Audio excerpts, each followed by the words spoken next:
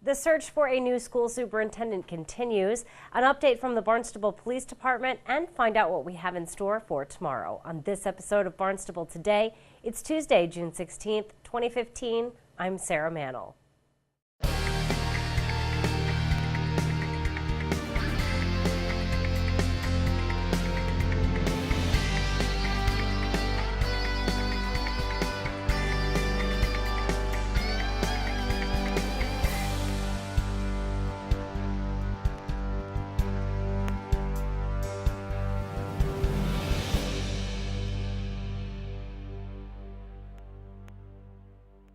The school committee is one step closer to selecting a firm to aid with the search for a new school superintendent. School attorney Bill Butler updated the school committee during its meeting Monday night.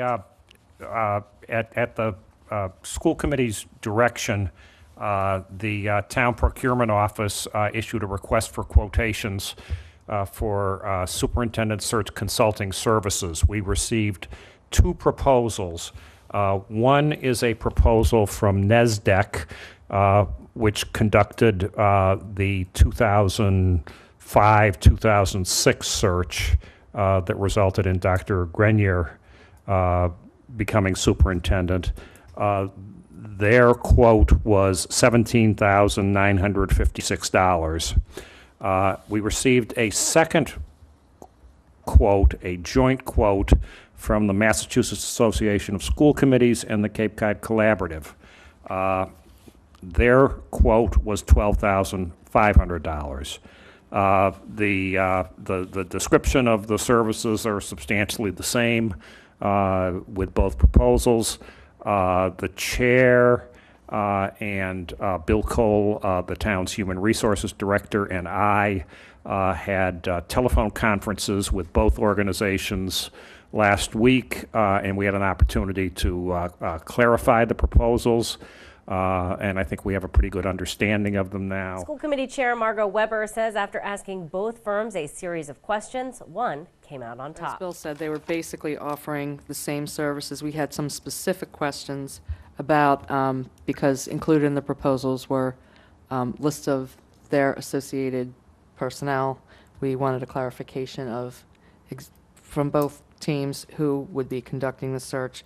We had questions about the timeline, willingness of the consultants to collaborate with the Human Resources Department of the town and school joint effort, and also to use some other resources that we have already contracted, like with K-12 Insight for surveys, whether we had the thought that perhaps they would be helpful for focus groups, and wanted to make sure that if that turned out to be a good idea, that these organizations will be willing to work with them.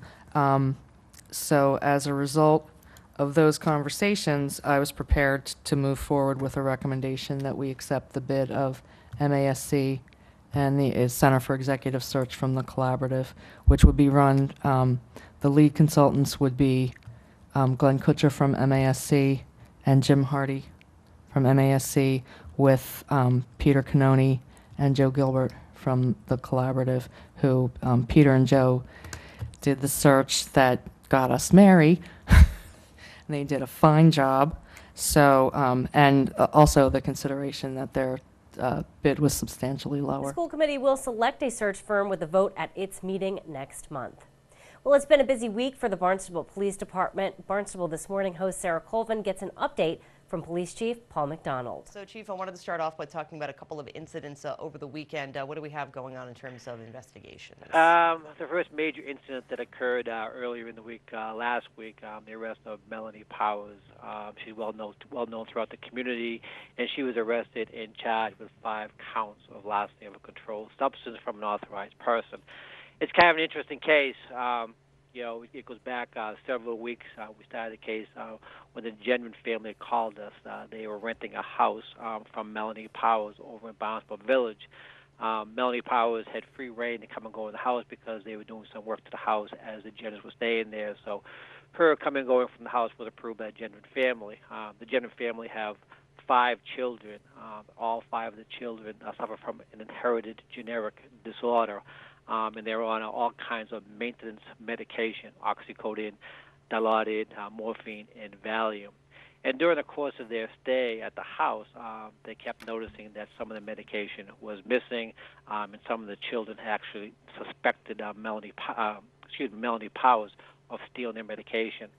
What the Genuines did, they set up a nanny cam where the medication was kept, and sure enough, they caught Mrs. Powers on several different occasions going into the medication and taking several of the pills. I mean, if there was 47 dilaudid pills, she would take 20 and leave the rest there. Hopefully not to gain any suspicions onto it. She was subsequently arrested and charged with those 5 felony charges.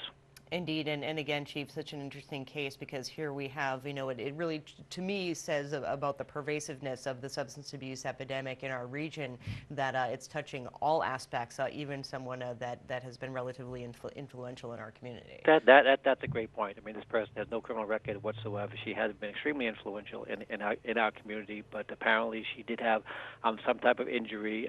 She was prescribed some type of medication which she got addicted to, and hence, leads to this problem. But it changes the whole look of what an addict possibly looks like, and you're right, it really brings attention to this huge problem we have.